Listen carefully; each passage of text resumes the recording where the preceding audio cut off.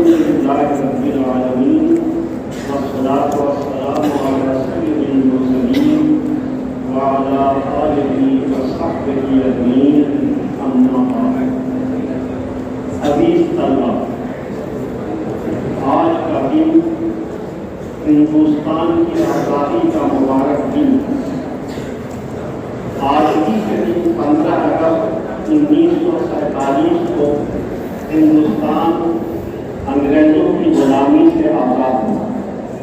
یہ صحیح ہے، یہ حقیقت ہے جس کا ہم جشن مناتے ہیں، جس کی ہم خوشی مناتے ہیں، اور ہمیں خوشی منانا بھی چاہیے اور خوش ہونا بھی چاہیے. لیکن یہ حقیقت بھی سامنے رہے کہ آزادی کس چیز کا نام ہے، آزادی کی حقیقت کیا ہے، آزادی کی قدر و قیمت کیا ہے، کیوں آزادی کے لیے مسلمانوں نے اور دوسری قوموں نے اتنی بڑی قربانیاں دی. اس آزادی کی حقیقت کیا ہے اور اس کی بنیاد کیا ہے، تو سمجھ لیجیے. حقیقت یہ ہے کہ آزادی نام ہے انسان کے جس مذہب اور جس عقیدے کی بنیاد پر خدا نے اس کو پیدا کیا ہے، جس مذہب اور جس عقیدے پر خدا نے اس کو پیدا کیا ہے، اس قوم کو پیدا کیا ہے، اس مذہب اور اس عقیدے کے مطابق وہ پورے طور پر اپنی زندگی گزارنے میں آزاد ہو. اس مذہب اور اس عقیدے کے تحت اسے پورا اختیار ہو کہ اپنے مذہب اور اپنے عقیدے کے مطابق وہ جس طرح چاہے عمل کرے. دوسری چیز زبان. جو زبان انسان کی مادری زبان ہوتی ہے، اس زبان میں اس کو تعلیم حاصل کرنے، تربیت حاصل کرنے، دنیا کا کوئی بھی علم ہو اس زبان کے ذریعے اس کو پڑھنے اور سمجھنے کی پوری آزادی حاصل ہو، کیونکہ وہ اس کی مادری زبان ہے اور مادری زبان سے بہتر سمجھانے والی کوئی زبان نہیں ہوتی ہے. تو زبان کے اعتبار سے جو زبان جس قوم کی مادری زبان ہے، اس زبان میں اس کو پورے طور پر تعلیم حاصل کرنے، تعلیمی نظام کو نافذ کرنے اور اپنی مادری زبان کے ذریعے اپنی شاندار تاریخ کو، اپنی روایات کو، اپنی تہذیب کو سمجھنے، پڑھنے اور اس کے مطابق زندگی گزارنے کا پورا حق ہونا چاہیے. یہ ہے آزادی کی دوسرا اصول. تیسری چیز تہذیب و تمدن. تہذیب و تمدن آپ جانتے ہیں، آپ جو لباس پہنے ہوئے ہیں یہ لباس کہاں سے آئے؟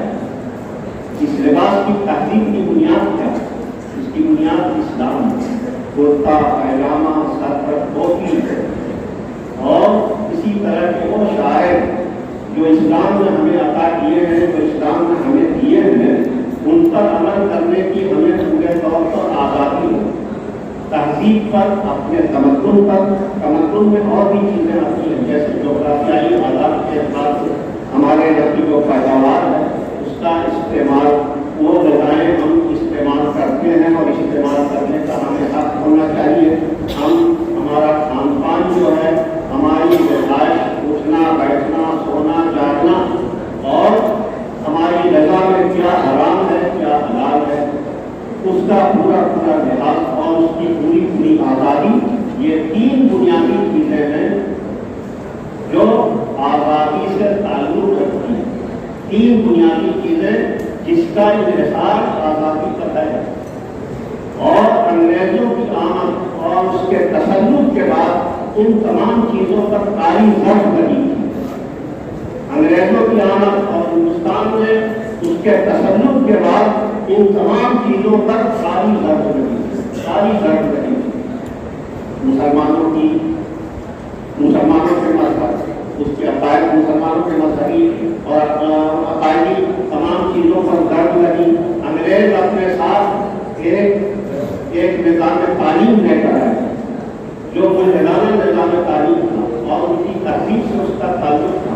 ان کے غلط عقیدے، ان کے نادینی عقیدے سے ان کا تعلق تھا. وہ نظام تعلیم کو یہاں لے کر آئے تھے جو نہایت ملحدانہ نظام تعلیم تھا.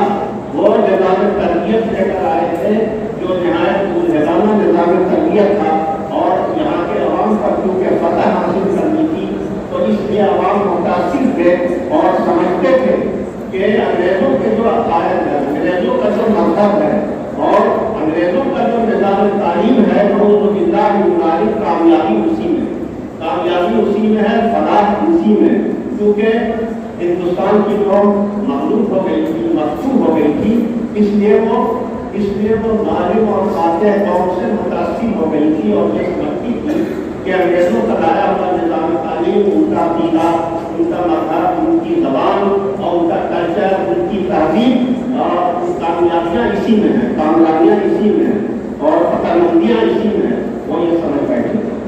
خیر، تو اس لیے جو انداز انگریزوں نے اختیار کیا، جو انتظامیہ تعلیمی انداز اختیار کیا انگریزوں نے، اور ہمارے مذہب و عقیدے پر جس طرح وہ حملہ آور ہوئے، ہماری زبان پر جس طرح وہ حملہ آور ہوئے، ہماری تہذیب و تمدن پر اور ہمارے شاعر پر جس کا تعلق بھی مذہب سے ہوتا ہے، جس طرح وہ حملہ آور ہوئے، وہ ایک نہایت ہی افسوسناک پہلو تھا اور سر و تن کی بازی لگا دینا اس کے سامنے کوئی حیثیت نہیں رکھتا تھا۔ یہ جنگ جو طویل جنگ چلی جو تقریباً 2 صدیوں تک ہوئی ہے، یہ جنگ اسی لیے اپنے مذہب و عقیدے کی آزادی کے لیے، اس پر آزادی سے عمل کرنے کے لیے، اپنے نظام تعلیم کے مطابق، اپنی زبان کے مطابق، اپنی مادری زبان کے مطابق، جس میں ہماری تاریخ کا پورا لٹریچر ہے، ہمارا پورا ورثہ ہے، ہماری تہذیب کی پوری تاریخ موجود ہے، اس زبان کو بچانے اور اس کے تحت نظام تعلیم اور اس کے تحت تربیت حاصل کرنے کے لیے اور اپنی تہذیب اور اپنے تمدن کو برقرار رکھنے کے لیے انگریزوں سے طویل جنگ لڑنی پڑی۔ اور یہ تو ٹھیک ہے، 200 سال تک انگریزوں سے لڑنا پڑا، اس میں مسلمان پیش رہے، لیکن بنیادی طور پر سمجھ لیجیے کہ انگریز آئے کیسے، کس لیے آئے، کیوں کر آئے۔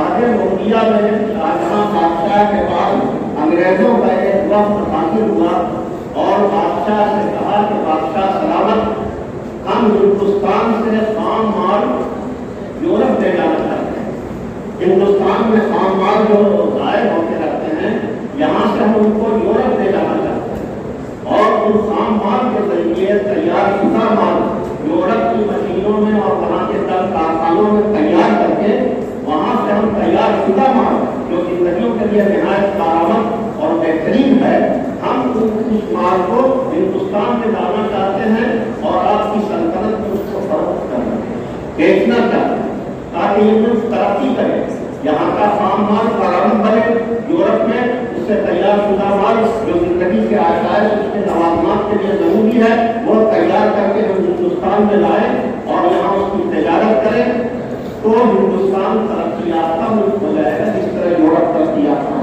اور یہاں کے لوگوں کو بڑی سہولتیں میسر آئیں گی، کھانے پینے کی ساری چیزیں، کپڑے، لباس، جوتے، چپل اور اسی طرح زندگی کی تمام چیزیں کم قیمت پر اور بہتر قیمت پر میسر آئیں گی ہندوستانیوں کو۔ چنانچہ مغل بادشاہ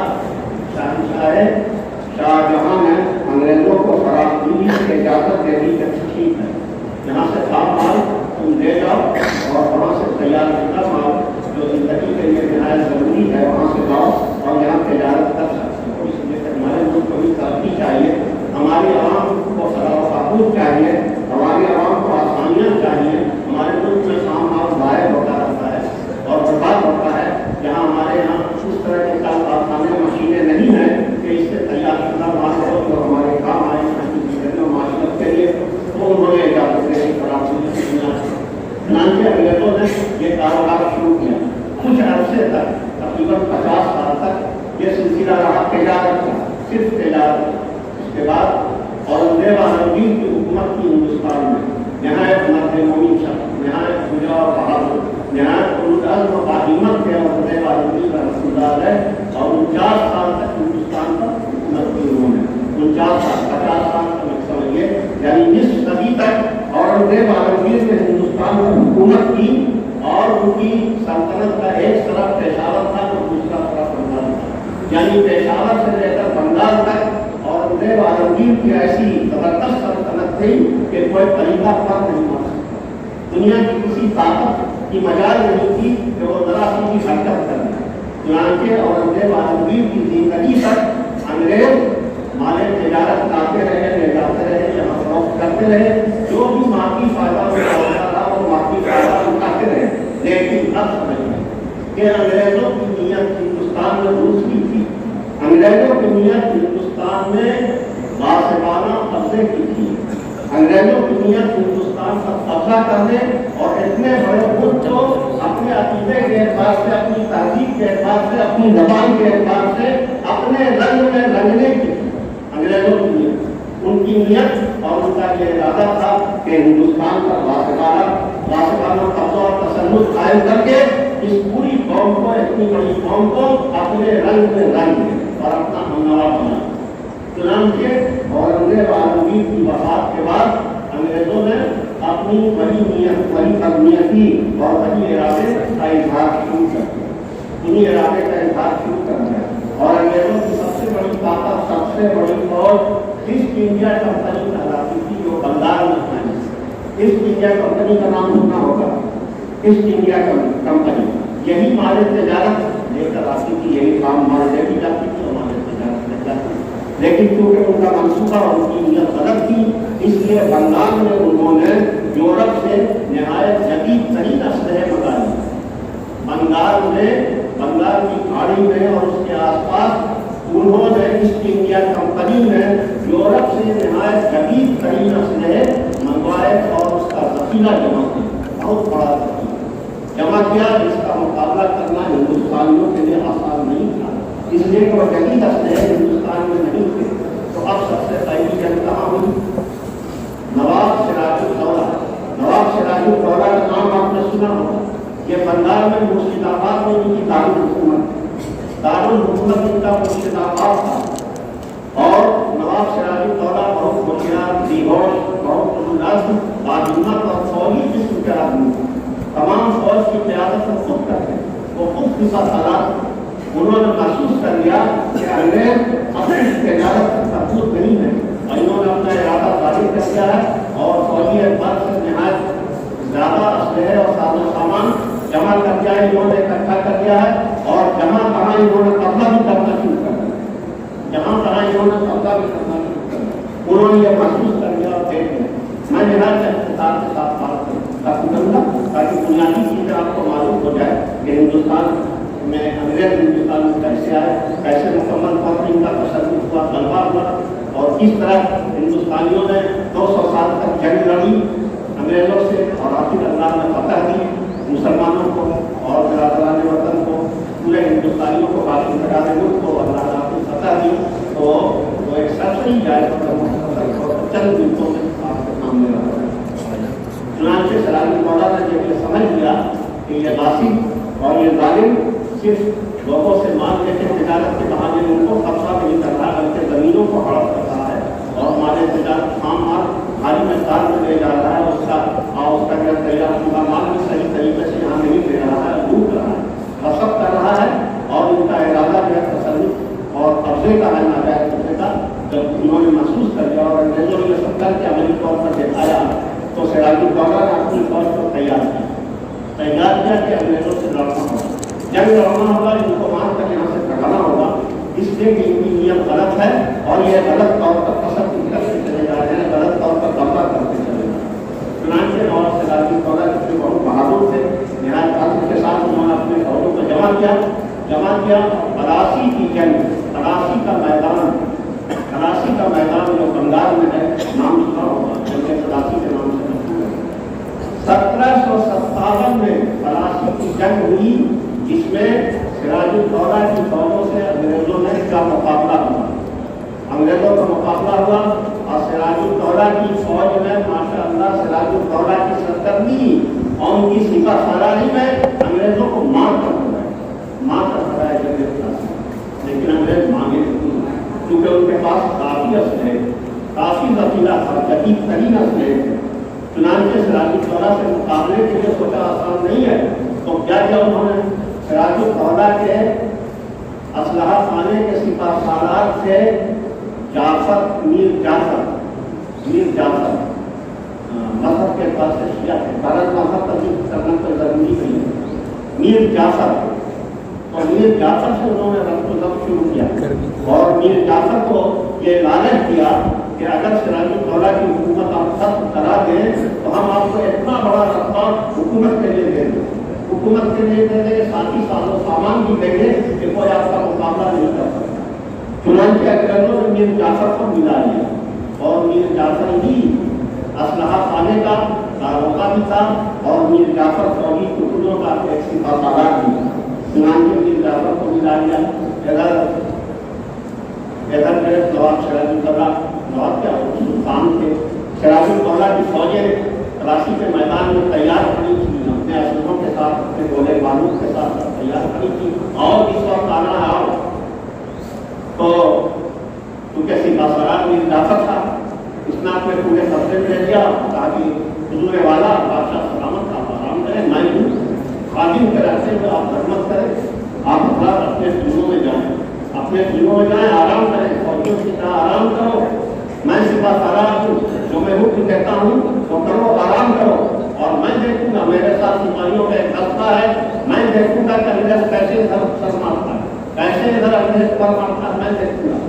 चुनांचे धोखा देकर मीर जाफर ने सिराजुद्दौला को आराम करने के लिए भेज दिया रात में, फौजियों को आराम करने से भेज दिया, अपने सीने में जाओ, मैं हूँ, मैं देखूंगा। बारिश का जमाना, बारिश के लिए बादल लगे, तमाम गोला बारूद को फैला दिया तलाशी के मैदान में ताकि बारिश हो, ये सब गोला बारूद तबाह हो जाए। अंग्रेजों से मिल गया मीर जाफर। चुनांचे ऐसे ही हुआ, रात में तमाम गोला बारूद का साजो सामान को, बंदूकों को, तोपों को, सबको जो भी मामूली दर्जे की तोपें थी उस जमाने में भी, उन सबको फैला दिया और बारिश भी, शदीद बारिश भी, सारे गोला बारूद गिर गए, सब तबाह हो, सब बर्बाद हो गए गोला बारूद। जाहिर ऐसी चीज हो, इतनी शदीद बारिश में सब बर्बाद हो गए, तबाह हो गए, तबाह हो गए। उसके बाद अंग्रेजों ने इशारा कर दिया कि आप सिराजुद्दौला के पास कुछ नहीं बचा, कुछ नहीं बचा, आप हमला करो। बुला लिया, अंग्रेजों ने हमला किया। जब सिराजुद्दौला ने अपनी फौजियों पर ललकारा और आगे बढ़े तो अंग्रेज फौज जो है जो है उनके सारे तोपखाने, सारे गोला बारूद, सारे बंदूकें बिल्कुल नाकाम होकर रहे, कुछ भी काम नहीं होते। नतीजा है कि अंग्रेज अपने असलहा खानों के जरिए, जदीद असलहों के जरिए, तोपों के जरिए, भारी तोपों और बंदूकों के जरिए पीछे ढकेलते चले गए और वो काबिल हो गए तलाशी के मैदान पर। तलाशी के मैदान पर काबिल हो गए। इतना बड़ा धोखा दिया मीर जाफर ने सिराजुद्दौला ने। चुनांचे मुर्शिदाबाद पर अंग्रेजों का कब्जा हो गया, वहाँ से फौजें भारतीय फौजें तिकिर हो जाती हैं, जब शिकस्त खाने लगती हैं, उनका स्नेह का काम नहीं करने लगते हैं तो फौजें पीछे हटने लगती हैं, फिर वो तिकिर हो जाती हैं।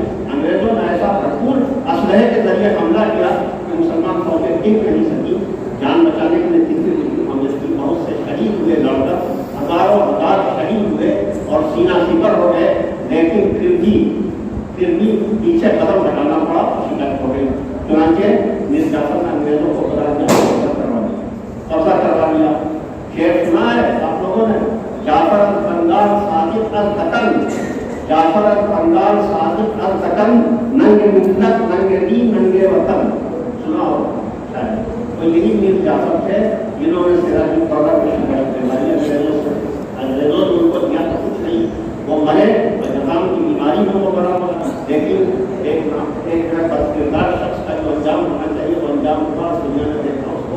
लेकिन अंग्रेजों को पता नहीं कि बहुत बड़ी अंग्रेजों की जीत जो हुई वो मीर जाफर के जरिए हुआ। फिर अंग्रेजों ने उधर टीपू सुल्तान सबसे बड़े बादशाह थे, टीपू सुल्तान के वालिद सुल्तान हैदर अली मैसूर के बादशाह थे और बड़े अच्छे नस्ल नस्ल के माहिर थे और बड़ी अच्छी आला दर्जे की फौजें थी।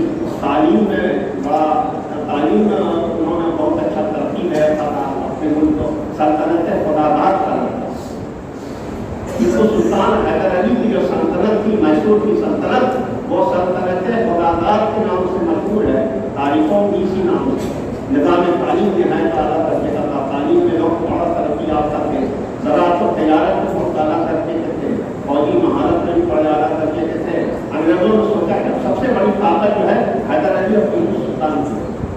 20 साल तक अंग्रेज हमला करते रहे, मैसूर सल्तनत था اور ٹیپو سلطان کے واجد حیدر علی اپنی فوجیں لے کر آگے بڑھ کر کے انگریزوں کو ٹھکانے لگاتے تھے 20 سال تک تو محسوس کا پتہ نہیں.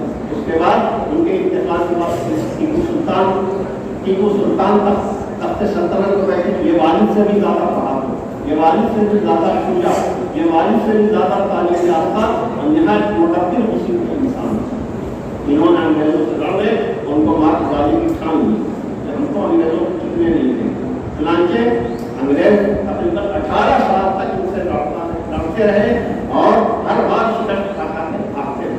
آخر میں انگریزوں نے نظام حیدرآباد سے اور مرہٹوں کی ایک بڑی طاقت کی مرہٹوں سے معاہدہ کر دیا اور نظام حیدرآباد کے مسلمانوں کی حکومت کی حیدرآباد میں ان سے بھی انگریزوں نے معاہدہ کر لیا اور نظام حیدرآباد میں اپنی سلطنت کو اس واسطے کے کہیں ٹیپو سلطان کی وجہ سے ہماری سلطنت کمزور نہ پڑ جائے انگریزوں سے معاہدہ کر لیا. نظام حیدرآباد میں جو تاریخ کا سب سے افسوسناک بات ہے نظام حیدرآباد سے انہوں نے معاہدہ کر لیا. نظام حیدرآباد کا انگریزوں سے معاہدہ پھر مرہٹوں سے معاہدہ کر لیا.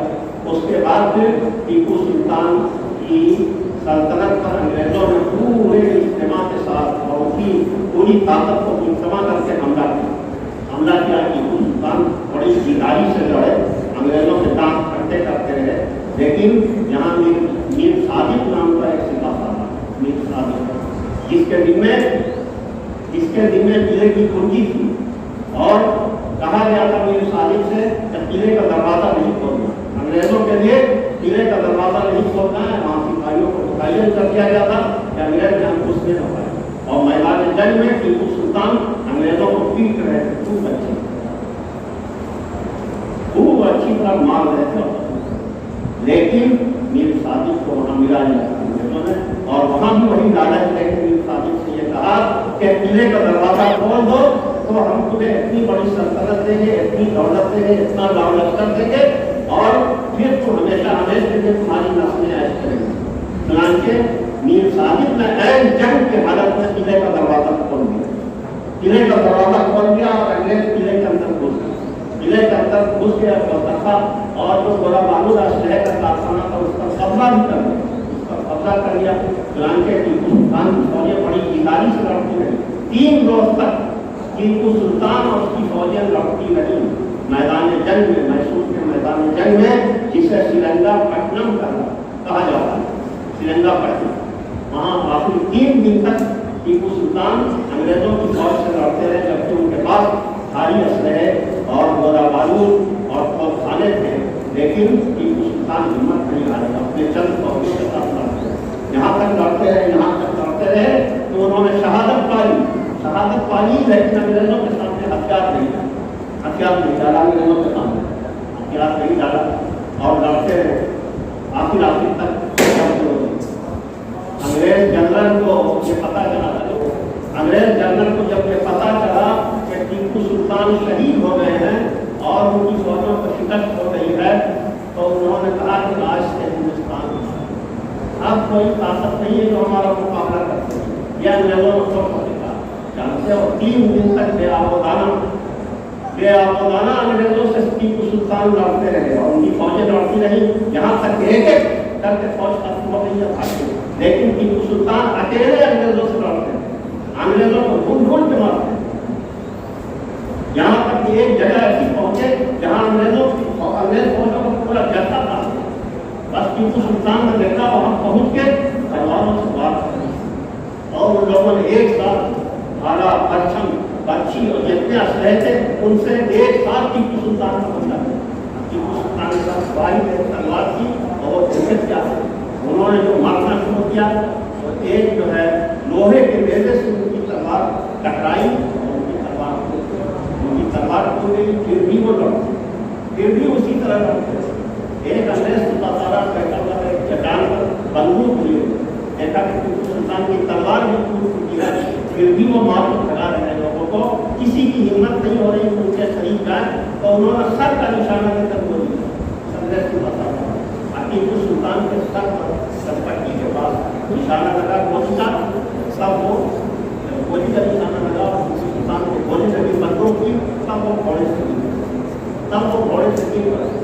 आज भी मैसूर में श्रीरंगापट्टनम में वो जगह जहाँ पर टीपू सुल्तान गिरे थे घोड़े से और शहीद हुए थे, वो जगह घेरी हुई है और लिखा हुआ है कि टीपू सुल्तान यहीं पर घोड़े से गिरे, टीपू सुल्तान यहीं पर घोड़े से गिरे, तो लिखा हुआ है श्रीरंगापट्टनम में मैसूर। खैर उसके बाद फिर अंग्रेजी फौज जो है बिहार के इलाके से होती हुई और वो बिहार के मीर कासिम नवाब मीर कासिम और लखनऊ के अवध के नवाब सुजाउद्दौला, इन दोनों की फौजों ने मिलकर अक्सर के मकाम का मुकाबला किया गया। महीनों मुकाबला होता इतनी आसानी से कोई शिकस्त था, लेकिन उनके जदीद असलहों और खानों की वजह से मुसलमानों को शिकस्त हुई। फिर वो दिल्ली बढ़े और 1857 में दिल्ली पहुंचे और दिल्ली में बहादुर शाह जफर की क़यादत में अंग्रेजों से जबरदस्त मुकाबला हुआ। अब तो जंग चलती नहीं और अंग्रेज मारे भी जाते रहे और फतह की उनको अलामतें भी नजर आती नहीं, लेकिन इतनी आसानी से फतह नहीं हुई। बहुत बड़ी तादाद में उनको भी जान गंवानी पड़ी, यहाँ तक के भारी तादाद में वो मरने के बाद नाउम्मीद होने से शायद फतह हासिल न हो। लेकिन ये कौम हमारे यहाँ उस वक्त जमाने में सिख कौम, आपसे कहे भारत की सिख कौम थी जो बहादुर शाह जफर की फौजों के खिलाफ अंग्रेजों का साथ, ये सिख कौम अंग्रेजों का साथ दे रही थी। हर तरफ उनको रास्ते बता रही थी, हर तरफ कहाँ कैसे फौजी हैं और किस तरह जंग की तैयारियाँ हैं और अंग्रेजों को मदद कर रहे थे। अंग्रेजों की सिख अंग्रेजों से मिल गए, तब बहुत दिनों की जंग के बाद तब मुसलमानों को शिकस्त हुई और अंग्रेजों को पता हुई, मामूली और आसानी से पता नहीं हुई, बड़ी जान की बात लगानी पड़े अंग्रेजों को भी, तब जाकर वहाँ पता हुई और वो भी सिख कौमों के साथ देने की वजह सिखों ने अंग्रेजों का भरपूर साथ दिया, उनकी रहनुमाई की और उनकी जासूसी की, हर तरफ उनको फैलाया और उनके जरिए मुसलमानों को शिकस्त दिलवाई। ये सिखों का तब जाकर मुसलमानों को शिकस्त हुई। बहादुर शाह जफर को कैद करके रंगून भेज दिया अंग्रेजों ने और रंगून के किले को कैद रहे, जहाँ उन्होंने अपनी नहायत अलमिया अरुणाक गजलें लिखी, किसकी बनी आलम में कायदात में कितना है तब नसीब सब उनके लिए सोगर जमीन की जमीन हुए याद में बहादुर शाह जफर को कैद कर दिया रंगून में। अंग्रेजों का कब्जा हुआ, फिर भी मुसलमान लौटते रहे और मुसलमान शिकस्त नहीं पाए। यहाँ तक कि दिल्ली से लेकर शाहजहांपुर तक उलमाए कराम और मुस्लिम अवाम अंग्रेजों से लड़ते रहे। लाखों लाख मुसलमान शहीद हुए और तारीखी रिवायत में यह है कि 55,000 उलमाए कराम शहीद हुए, 55,000 उलमाए कराम शहीद किए गए। दिल्ली से लेकर शाहजहांपुर तक कोई तरफ ऐसा नहीं था जिसमें उलमाए कराम ने मुसलमानों की लाश अंधे से लड़की नहीं, तो अंग्रेज की फौज ने पता कर दिया और मुसलमानों को इतना धक्का देकर उन्हें गिरफ्तार किया और उलमाए कराम को गिरफ्तार किया और उनको फांसी के फंदे पर रखा। तो इतनी बड़ी कुर्बानी देना पड़ी 200 साल तक, 1757 से लेकर 1857, फिर 1947 के आसपास की जंग हुई, जिसमें हिंदू और मुसलमान दोनों शहीद हुए और बड़े अज़्म के साथ, बड़े हौसले के साथ, अज़्म बरमने के साथ, बड़ी जिगरदारी के साथ अंग्रेजों का मुकाबला किया। इस बात को या तो हम रहेंगे या कहे कि सब हमारा खत्म हो जाएगा या फिर तुमको यहाँ से निकाल पा रहे हैं। पूरे अज़्म के साथ हिंदुस्तान में अंग्रेजों से जंग हुई और 15 अगस्त 1947 से पहले अंग्रेज यहाँ से भाग पड़े हुए अपना बोरिया बिस्तर बांध लिया। 14 अगस्त 1947 को पाकिस्तान में झंडा लहराने की लोगों ने स्कीम बनाई, सब लोग पाकिस्तान गए, वहाँ झंडा लहराया। फिर 15 अगस्त 1947 को दिल्ली में तमाम लीडरान में मुसलमानों ने हिंदुओं ने मिलकर जंग आज़ादी का झंडा दिल्ली में लहराया गया। तो ये है एक करील जंग जो 200 साल पर मबनी اور 200 سال پر محیط ہے، اور اپنی بڑی قربانیوں کے بعد یہ آزادی ہمیں ملی، یہ آزادی ہمیں نصیب ہوئی ہے۔ تو آزادی کیا ہے، اس کی حقیقت کیا ہے، اس کی مانویت کیا ہے، وہ کیوں ہمارے لیے ضروری ہے، امید ہے کہ آپ نے سمجھ لیا ہوگا، سن لیا ہوگا۔ اللہ تعالیٰ ہم سب کو سچی آزادی اور ہم سب کو اللہ تعالیٰ اپنے مذہب پر، اپنے عقیدے پر، اپنی تحقیق پر، اپنے تمدن پر عمل کرنے کا پورا حق دے، پورا اختیار عطا فرمائے۔ اللہ تعالیٰ ہمیں سچی آزادی